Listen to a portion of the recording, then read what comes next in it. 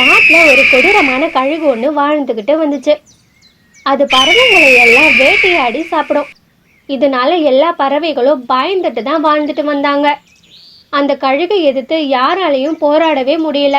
அந்த கழுகை என்ன பண்றதுன்னு தெரியாம எல்லா பறவைகளும் பேசிக்கிட்டு இருந்தாங்க. அந்த கழுகும் அந்த காட்டிலேயே நல்லா செட்டில் ஆகிடுச்சு. டெய்லியும் பறவைங்களை வேட்டையாடி சாப்பிட்டுக்கிட்டு இருந்தது.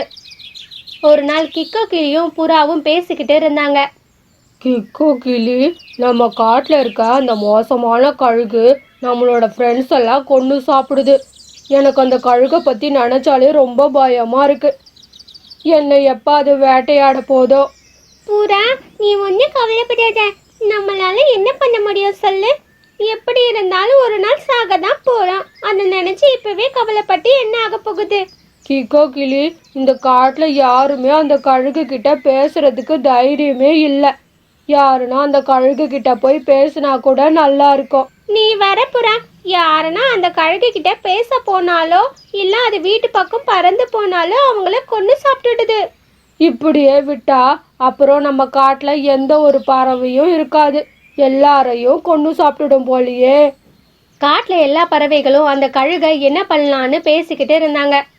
ஒரு நாள் மீனுக்குருவி வீட்டுல, அம்மா எனக்கு ரொம்ப பசிக்குதும்மா. குட்டி குருவி, நான் உன்னை தனியா விட்டுட்டு காட்டுக்கு போனா அப்புறம் அந்த கழுகு வந்து உன்னை வேட்டையாடிட்டு போயிடும். இத தானம்மா நேத்து சொன்னீங்க. எனக்கு ரொம்ப பசிக்குதும்மா. குட்டி குருவி, அம்மா நான் சாப்பாடு எடுத்துட்டு வர காட்டுக்கு போறேன். நான் உன்னை ஒரு மரத்தோட கொகையில ஒளிச்சு வச்சுட்டு தான் போகணும் அப்படின்னு சொல்லிட்டு குட்டியை கூட்டிக்கிட்டு மீனுக்குருவி ஒரு மரத்தோட கொகையில இருக்க சொல்லுச்சு. குட்டி குருவி, அம்மா சாப்பாடு எடுத்துட்டு வர காட்டுக்கு போறேன். நீ வெளியே வராத குட்டி குருவி, புரியுதா? நீ வெளியே இருக்கிறத அந்த கழுகு பார்த்தா உன்னை கொன்னு சாப்பிட்டுடும். ஆ சரிம்மா. மீனுக்குருவியும் சாப்பாடு எடுக்கிறதுக்காக காட்டுக்குள்ள பறந்து போச்சு. குட்டி குருவியும் அந்த குகைக்குள்ளேயே இருந்துச்சு. கொஞ்ச நேரத்துல பக்கத்துல இருந்த மரத்துல இருந்து ஒரு ஆப்பிள் கீழே விழுந்துச்சு. அத குட்டி குருவியும் பார்த்தது. ஹை, ஆப்பிள், ரொம்ப பசிக்குது. சரி, சீக்கிரமா போயிட்டு அந்த கழுகு வரத்துக்குள்ள சாப்பிட்டுட்டு வந்துட வேண்டியதுதான் அப்படின்னு சொல்லிட்டு அந்த ஆப்பிளை சாப்பிட்டுட்டு இருந்தது. அதே சமயமா பார்த்து கழுகு தண்ணி குடிக்கிறதுக்காக அந்த பக்கமா போயிட்டு இருந்தது. அட, இங்க ஒரு குட்டி பறவை தனியா இருக்கு. தண்ணி குடிக்கலான்னு போனா மார்னிங் டிஃபனே ரெடியா இருக்கு அப்படின்னு சொல்லிட்டு அந்த குட்டி குருவி கிட்ட போச்சு. குட்டி குருவி கழுக பார்த்ததும் பயந்துடுச்சு. குட்டி பறவையே, நீ பயப்படாத. இன்னும் கொஞ்ச நேரத்துக்கு அப்புறம் நான் உன்னை சாப்பிட்டுடுவேன் அப்படின்னு சொல்லிட்டு அந்த குட்டி குருவிய சாப்பிட்டுட்டு இருந்தது. உணவு எடுக்க போன மீனுக்குருவி திரும்ப வந்தது. அங்க கழுகு அதோட குட்டியை சாப்பிட்றத பார்த்து மனசு உடைஞ்சு போயிடுச்சு. அந்த கழுகு மேல ரொம்ப கோவப்பட்டு அங்க இருந்து பறந்து போச்சு. அந்த கழுகு என்னோட குட்டியை சாப்பிட்டுடுச்சு. அந்த கழுகு நான் சும்மாவே விட மாட்டேன். கண்டிப்பா அந்த கழுகுக்கு சரியான தண்டனை கொடுப்பேன் அப்படின்னு அந்த மீனுக்குருவி யோசிச்சுக்கிட்டே இருந்தது. அப்ப அதுக்கு ஒரு ஐடியா வந்தது. அது அந்த காட்டுல இருக்க எல்லா பறவைங்க கிட்டயும் சொல்லுச்சு. மீனுக்குருவியே, இதுக்கு நான் உனக்கு உதவி பண்றேன். அந்த கழுகு என்ன சாப்பிடலானாலும் நானே கொஞ்ச நாளுக்கு அப்புறம் செத்து தான் போயிடுவேன். அதனால நான் உனக்கு உதவி பண்றேன் மீனு அப்படின்னு சொல்லிட்டு மீனுக்குருவி அந்த கழுகு கொகைக்கு பக்கமா பறந்து போச்சு. மில்லி கழுகும் அந்த பார்த்துட்டு மீனுக்குருவியை பிடிச்சிச்சு. குருவி, நீ ஒன்னும் பயப்படாத.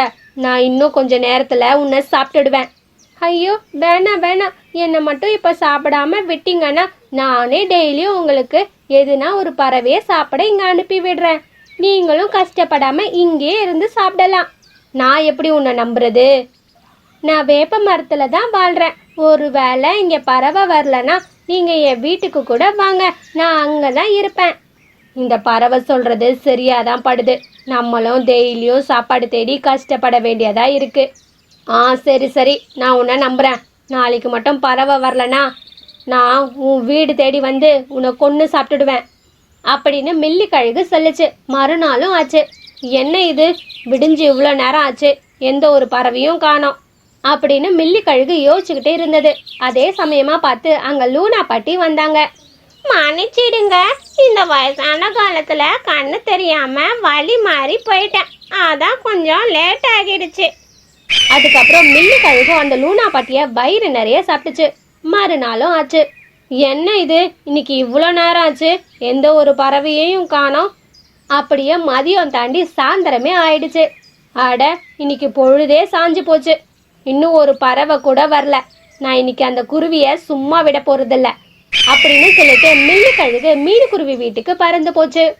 ஹே குருவி, உனக்கு என்ன, என் மேல இருந்த பயம் போயிடுச்சா என்ன? ஐயோ இல்ல இல்ல, உங்களுக்கு விஷயம் தெரியாதா?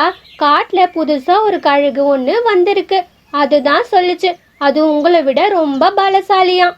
இதுக்கப்புறம் உங்களுக்கு வாரத்துக்கு ஒரு தடவை சாப்பாடு கொடுத்தா போதுமா, அதுக்கு டெய்லியும் சாப்பாடு வேணும்னு சொல்லுச்சு. அதான் இன்னைக்கு உங்களுக்கு சாப்பாடு அனுப்பல. நீங்க ஒரு வாரம் வெயிட் பண்ணுங்க, அப்புறம் நான் உங்களுக்கு சாப்பாடு அனுப்புறேன் அப்படின்னு மீனுக்குருவி சொன்னதை கேட்டு மில்லி கழுகு கோவமா ஆகிடுச்சு. ஹோ, என்னை விட பலசாலியான கழுகா? இன்னைக்கு அந்த கழுக ஒரு கை பார்க்குறேன். இப்போ உடனே நாங்க கூட்டிக்கிட்டு போ. மீனுக்குருவியும் மில்லி கழுகை கூட்டிக்கிட்டு ஒரு கிணறு கிட்ட வந்தது. மில்லி கழுக அந்த கிணத்தை எட்டி பார்த்தது. நான் சொன்னேன்ல பாத்தீங்களா, உங்களை பார்த்து அந்த கழுகு எப்படி முறைக்குது. மில்லி கழுகும் அந்த கிணத்தை எட்டி பார்த்தது. ஓ, உனக்கு அவ்வளோ தைரியமா? நான் இன்னைக்கு உன்னை என்ன பண்றேன்னு பாரு அப்படின்னு சொல்லிட்டு மில்லி கழுகு அந்த கிணத்துக்குள்ள குதிச்சிருச்சு. நீச்சல் தெரியாம அந்த மில்லி கழுகு மூழ்கி போயிடுச்சு. அதை பார்த்து காட்டுல இருந்த எல்லா பறவைகளும் மீனுக்குருவியை பாராட்டினாங்க. ஹாய் ஃப்ரெண்ட்ஸ், இந்த ஸ்டோரி பிடிச்சிருந்தா ஒரு லைக் பண்ணிட்டு இந்த சேனலை சப்ஸ்கிரைப் பண்ணிக்கோங்க.